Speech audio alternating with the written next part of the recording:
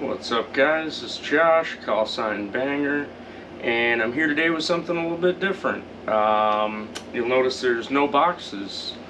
I recently went to the C7Viper Swap Meet at Full Auto Airsoft down in Pearl River, New York. It was about a 4-hour drive for me, but totally worth it. Went down with the intention of, selling some guns, making a couple bucks, meeting some people, having fun. Really just ended up trading for a bunch of stuff. So, I pretty much came home with no extra cash and only one less gun. But it was a great time. I got to play a little airsoft with everybody afterwards. Obviously C7 and Mrs. C7 were there. There was a wild random guy Kev sighting later in the evening, so it was definitely a good time. Got out and had some fun. First time I'd played indoor, I do believe, since the pandemic happened, so that was fun. Definitely forgot how much more aggressive it was than guys playing outdoor, but it was still a good time. So anywho, I decided I would show you guys what I got for a haul from the swap meet.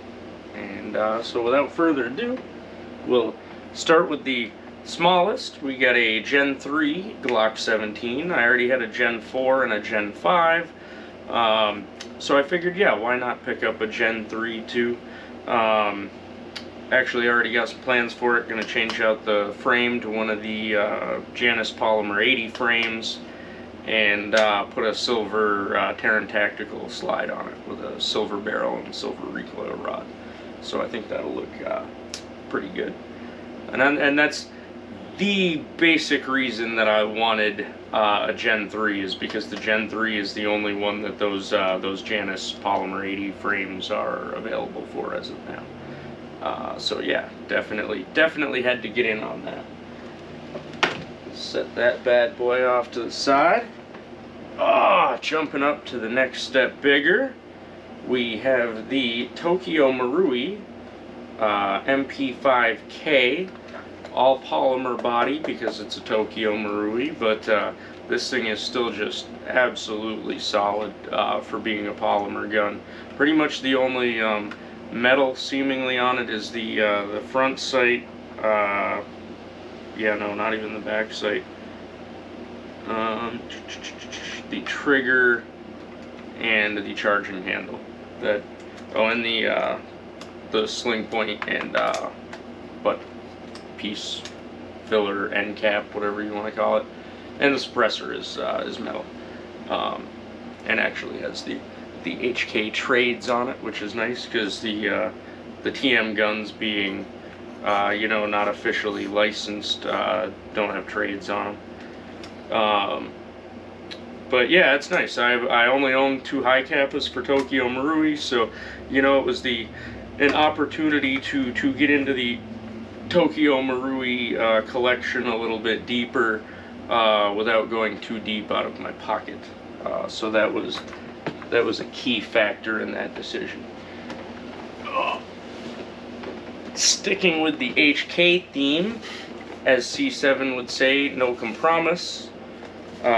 We have a slightly older HK, still made by Umarex, like most of the current HK guns. But this guy is a little different.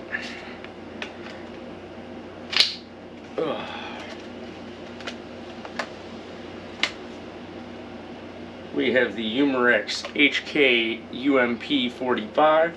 I figured with Call of Duty Modern Warfare 2 coming out recently, the new one, anybody my age has fond memories more of the old one, where this was a quite heavily featured weapon in the game. I threw a little vertical grip flashlight on there just because it's mostly going to be a little CQB style gun, and that way when the stock's folded you can still get a pretty good purchase on it and not have to worry about it jumping around much. because it is gas blowback. Oh yeah. So Cisco sent us the WE Honey Badger, but because it got here a few days after I got back from New York, it actually ended up being the second gas blowback rifle in my collection, as I had already traded for this bad boy. It was actually great though, because at the end of the night we were all kind of sitting in the shop at Full Auto, and I happened to be showing C7 what I'd gotten, and I happened to pull out the UMP 45, and he just kind of says, "Wait a minute, I've got something for that," and takes off. Reappears a minute or two later with an extra magazine still in the package. He had brought it for the C7 store, and apparently nobody grabbed it, and he has not, to his recollection, seen anybody else with a gas blowback UMP 45. So he decided to send it home with mine, which was very much appreciated because, as anybody who has any gas rifles know, magazines are not cheap. I think these ones run about $40, $45 a piece. So we'll push that guy off to the side. And speaking of the C7 store, oh, this is what I happen to pull. The EMG Helios. It's the EMG version of the Striker,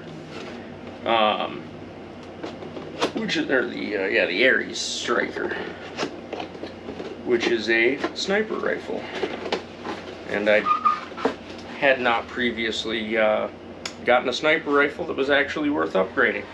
In fact, in the C7 store, there was a few of the CM, I think it's the 703 or something like that, the L96 clone that I'd gotten in one of the mystery boxes, that there's just not a lot of upgrade market for, so it wasn't something I was looking to keep. This, on the other hand, there is quite a bit out there for, so we should actually be able to make it into a quite functional sniper rifle. The dollar store was super fun. I was the first person there, so I was the first person that got to go into the dollar store, which made it quite overwhelming, because when I say he had a room packed full of stuff, that is not even remotely an exaggeration. Their entire break room at Full Auto Airsoft was full of airsoft stuff. Guns, accessories, parts, gear, camo, there was everything. And amongst everything, their whole break room table was lined out with rifles. And I saw a bunch of the Colt CQBRs that tend to come in quite a few of the mystery boxes, those SEMA sniper rifles. And then I happened to spot one EMG box, and I said, well, you know, they usually kind of use pretty reputable OEMs to start with, and use pretty upgradable bases. I was like, so I'm gonna grab that. And I actually almost did not make it out and back to the square that you had to get to in time. You had 10 seconds to go from around the corner by the door, so that you couldn't see in, to go in, grab something, and get back out to a yellow square that was taped on the floor. And because I didn't want to just grab it recklessly and fling everything else that they had set upon the table all over the floor, you know, I was kind of responsible and careful in pulling it out, which almost cost me getting it. So, fortunately, I guess I was just reckless enough to get out of there in time. But, without further ado, there's the EMG version of the Striker. I do like the fact that it's got a nice big magazine that I don't feel like I'm trying to fish out of there like on a VSR 10. And I even like the mag release. It's just a little push that you can get to right there with your finger. It is still kind of a tight fit to get it in there though. But yeah, and for anybody who was observant while I was holding it up, you'll see I also made sure to get it autographed by Mr. C7Viper himself. And he did also, probably won't, no, it's up there far enough, it won't show up on camera. But just in case I do happen to take it out and use it, and this one wears off, he did actually autograph inside the mag well as well. So while I will probably use this some here and there, because I will definitely upgrade it enough to make it usable, it will probably end up on the future gun wall. I'm kind of thinking I want to take and eventually try to get guns autographed by, you know, a lot of the bigger YouTubers in the game, so that I can just kind of have a whole gun wall behind me of guns that are come from other people in the community, which I think will be really awesome. So thanks for watching, guys. Hope you enjoyed. Let me know if you want to see you know, more stuff like this, kind of random hauls from when I do things like swap meets and that kind of stuff. Don't forget to like, comment, subscribe, all that good stuff. And we'll see you on the next one. Have a great night, guys. Bye.